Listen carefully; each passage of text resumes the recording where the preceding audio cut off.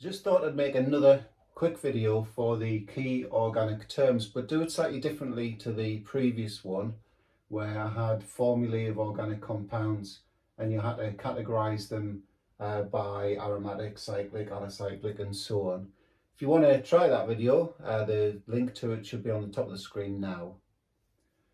Okay, so what we'll do for this one, these are the sort of 9 key terms that you need to know for organic chemistry. So I'll run across each row and talk through what each one means, and then I'll just quickly write it in, and then we'll do row 2 and then we'll do the final row. So if you wanted to have a go at those now, just pause the video and then play on when you're ready for the answers. So a nice easy one to start with. A hydrocarbon contains hydrogen and carbon only. Moving on to saturated, so they contain carbon-carbon single bonds only. So you can't have carbon-carbon double bonds, you can't have carbon-carbon triple bonds, you can't have benzene rings. We'll talk about benzene rings later on. But so they only contain carbon-carbon single bonds. You can have carbon-oxygen double bonds, but you can't have carbon-carbon double bonds. Okay, so it's the key is the carbon-carbon single bonds only in saturated compounds. Unsaturated, they contain carbon-carbon double bonds or carbon-carbon triple bonds or benzene rings. Okay, so hydrocarbon, carbon and hydrogen atoms only.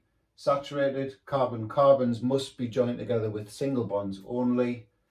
Unsaturated, you can have carbon-carbon double, carbon-carbon triple. There's the 2 representations we use for benzene ring. So it's a hexagon with a circle or a hexagon with alternating double and single bonds. There's 3 each of those. Okay, so moving on to row 2, functional group. So that is the key feature of the molecule that's responsible for its characteristic reactions. So things like the carbon-carbon double bond is the functional group for an alkene, for example. The OH group is the functional group for the alcohols. And those functional groups give the molecule their characteristic reactions. Homologous series, so they are a family, if you like, or a series of organic molecules which have the same functional group. So they kind of react in a similar way, but they differ by CH2 each time. Okay, so same functional group, but differ by CH2 each time. And an aliphatic molecule is basically an organic molecule that does not contain a benzene ring.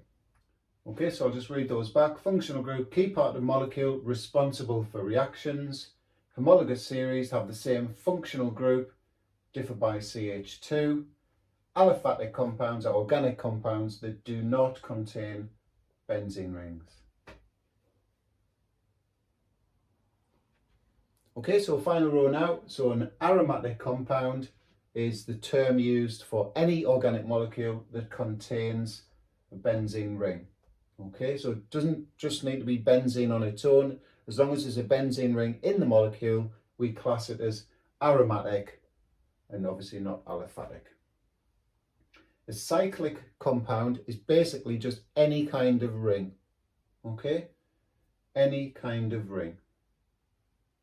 And alicyclic is a type of ring that is not aromatic. Okay, so alicyclic is a ring, but it must not be a benzene ring. Okay, so just read through the final row then. Aromatic contain a benzene ring. Cyclic, any ring at all. So we've got the aromatic ring there, the 2 representations, and there's a cyclopentane, so it's like a pentagon shape. That's cyclic, because it's a ring. Alicyclic, any ring, but it's not got to be an aromatic or benzene, have the benzene ring as part of it. And notice as well that I've included some branches on some of these rings. So alicyclic compounds can be just straightforward rings with no branches, like that one there and that one there.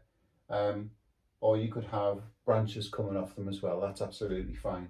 and of course, you know, you could have branches on that. It's still cyclic because it still contains a ring. Okay, so hopefully that was helpful and these terms make a bit more sense. Cheers, bye.